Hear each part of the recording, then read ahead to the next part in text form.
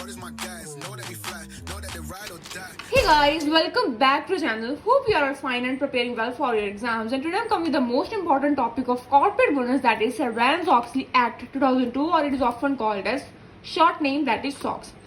सो guys, ये act क्या है, क्यों ये एग्जिस्टेंस में आया, किसी चीज को रोकने के लिए, क्योंकि एक्ट जो होते हैं हमेशा किसी चीज को रोकने के लिए बनाए जाते हैं.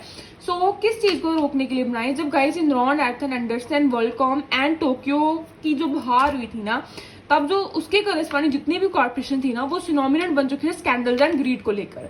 यानी कि मार्केट में बहुत ज्यादा ग्रीड आ चुकी थी, बहुत ज्यादा स्कैम्स होने लग गए थे, जिसकी वजह से पब्लिक ने अपना कॉन्फिडेंस है ना वो फ्लैटर हो चुका. फ्लैटर यानी कि अपना कॉन्फिडेंस बहुत ज्यादा लूज कर दिया था. सो इन्हीं चीजों को मद्देनजर रखते हुए सरबैन्स-ऑक्सली एक्ट होम में एग्जिस्टेंस में आया, ताकि उन चीजों को ओवरकम कर सके, जिससे इन्वेस्टर का कॉन्फिडेंस फिर से बढ़ सके.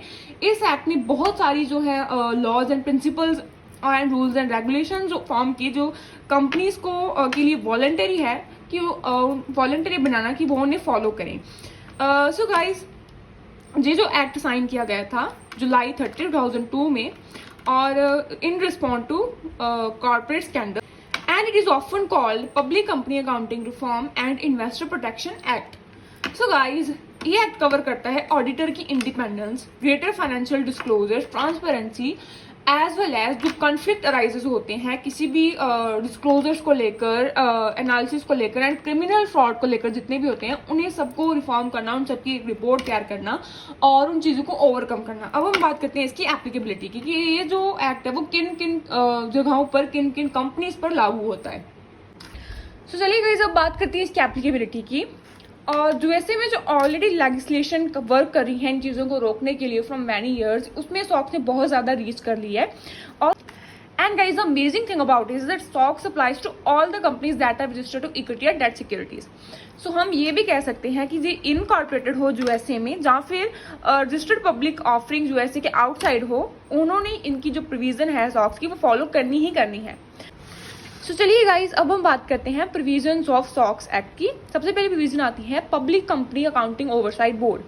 सो गाइज, जो public company accounting oversight board है ना, ये क्रिएट की गई थी पब्लिक कंपनीज के ऑडिट को ओवरसी करने के लिए.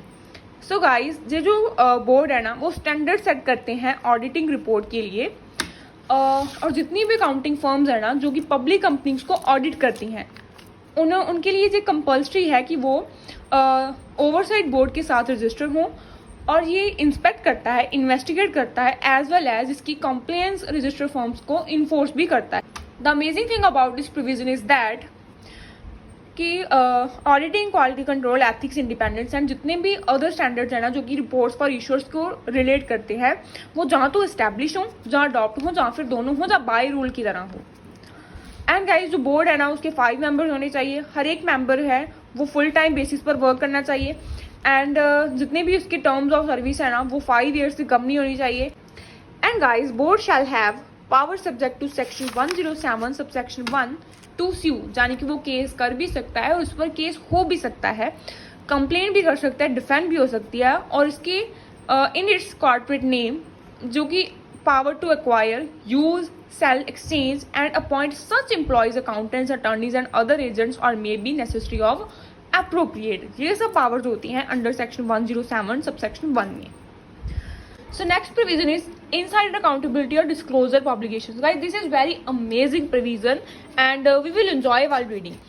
इसने पर्सनल रिस्पॉन्सिबिलिटी इंक्रीज की है एग्जीक्यूटिव्स के लिए और इनसाइडर्स ऑफ पब्लिक कंपनी के लिए. उनकी पर्सनल रिस्पॉन्सिबिलिटी है कि उन्होंने इनसाइडर अकाउंटेबिलिटी लेनी है और उनकी डिस्क्लोजर ऑब्लिगेशन है.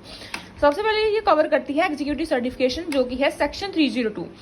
सीईओ एंड सीएफओज हैं, उन्होंने मस्ट पर्सनली क्लैरिफाई करना होता है कि उनकी फाइनेंशियल रिपोर्ट्स एक्यूरेट हों एंड कंप्लीट हों, और उनकी इतना ध्यान रखना है कि उनकी जो रिपोर्ट्स है ना वो मिसलीड ना कर रही हों, और जितने भी इंटरनल कंट्रोल्स है ना have been evaluated for effectiveness, और इंटरनल कंट्रोल्स को वैलिडेट करना चाहिए ताकि वो इफेक्टिवनेस और ज़्यादा इंक्रीज कर सके. नेक्स्ट आती है insider trading restriction section 306. Corporate insider होते हैं ना, जैसे कि एग्जीक्यूटिव एंड डायरेक्टर्स ऑफिसर्स, ये जो can not buy or sell company stock during pension fund blackout period. जितने भी पेंशन फंड ब्लैकआउट पीरियड चल रहे होते हैं, इस पीरियड के ड्यूरिंग ना तो वह कंपनी की स्टॉक सेल कर सकते हैं, ना ही by. Next one is criminal accountability under section 806. This one of my favourite, जिसे ऑलरेडी पता हो कि आने वाले टाइम में लॉस होने वाला है, जहाँ फिर ये जो चीज़ है हमें बहुत नुकसानदेह होती है, उसे ऑलरेडी पता है कि अलर्ट, नोइंग अलर्टिंग, डिस्ट्रॉय कर रहा हो, फॉल्सिफाइंग कर रहा हो फाइनेंशियल डॉक्यूमेंट्स को, उसे 20 ईयर्स की सजा हो सकती है, प्रिजनर हो सकता है.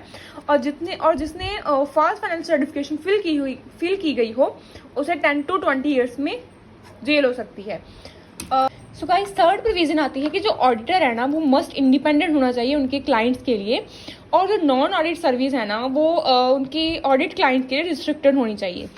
नेक्स्ट प्रोविजन आती है ग्रेटर फाइनेंशियल डिस्क्लोजर. कंपनी को डिस्क्लोज करनी चाहिए जितने भी मटेरियल चेंजेस आते हैं ना फाइनेंशियल कंडीशन में, उसे क्विकली डिस्क्लोज कर देना चाहिए.